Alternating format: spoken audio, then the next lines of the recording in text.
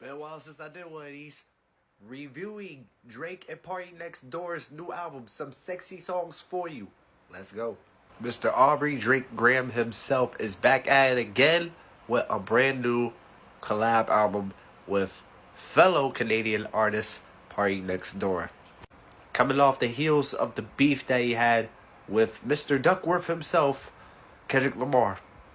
Now, after the back and forth that he had with K-Dot, Drake, he still stayed in the loop with some releases here and there, including the 100 gigs that he dropped not that long ago. Now, me personally, the songs that I go back to off of those singles that he dropped, No Face, I'm not gonna lie, that was a hit. It's Up and Circadian Rhythm. Those like my top 3 from it.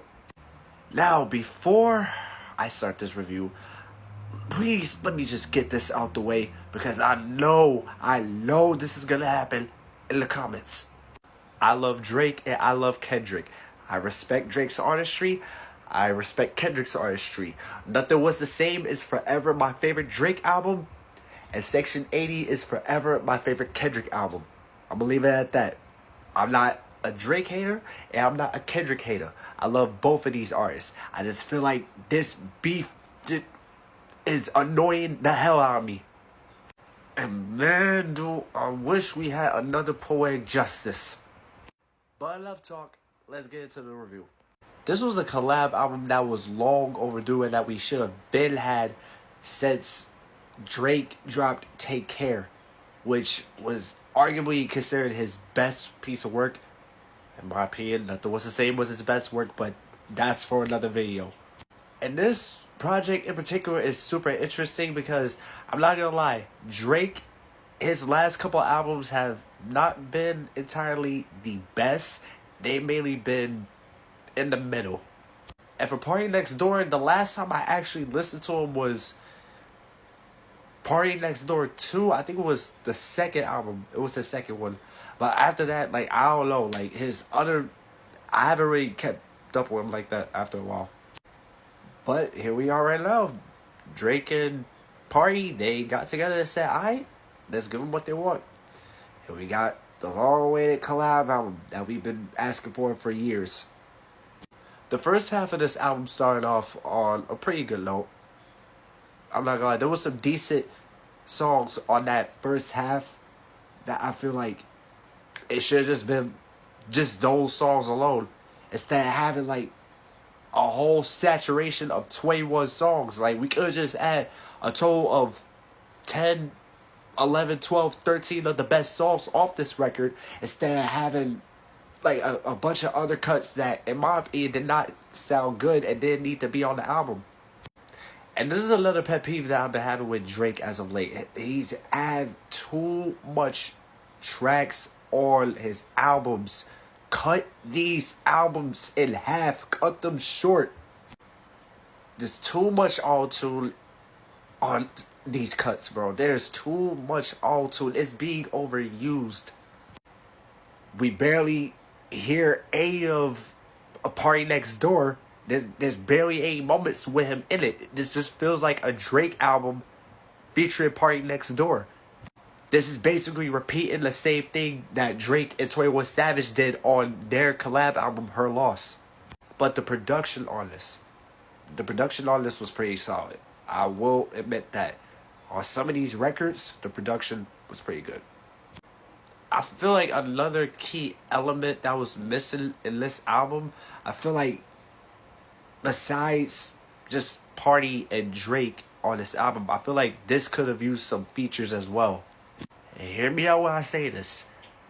I know we got Party, and I know we got Drake on this album, but I feel like we should have had gotten some features for this. Where's Majid Jordan? Where's Roy Woods? Where's Georgia Smith? Hell, where's Jhené Aiko? Oh, if Bryson Tiller was on this album. If Bryson Tiller was on this album. And on Everything I Love, I do not want to hear these 2 songs. No, scratch that. 3 songs ever again. I don't want to hear Meet Your Padre. I do not want to hear No Kill. And I do not want to hear Glorious. Glorious samples Ice Spice. That alone speaks for itself. I don't have to go any further on that. I cut it off, Meet Your Padre, after the first 40 seconds of it. I couldn't even get through a minute. So, nah. I'm sorry, but Nokia sounds like a song that you will play at a roller skating rink. The only Nokia that I've ever listened to is Princess Nokia. It was, I don't know what happened, but it was like right after that perfect 3-track setup with Gimme a Hug, Raining in Houston, and Lasers. And then right after those three, it took a nosedive. I don't know what happened. Hence why I mentioned the oversaturation of the track list. Cut this album in half. Trim it down to the best songs on this album. Pick 12 to 13 of the best cuts on this. And leave it at that so you can have cohesive consistency and a tolerable replay value for this LP. While yes, this album does have its flaws, there are some songs that I can go back to, that I can listen to in my spare time.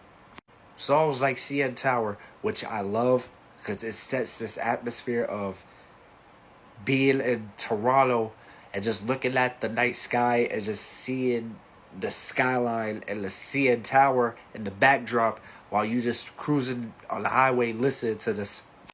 That second half of Spider-Man Superman hit me once I heard that sample of The Real Her.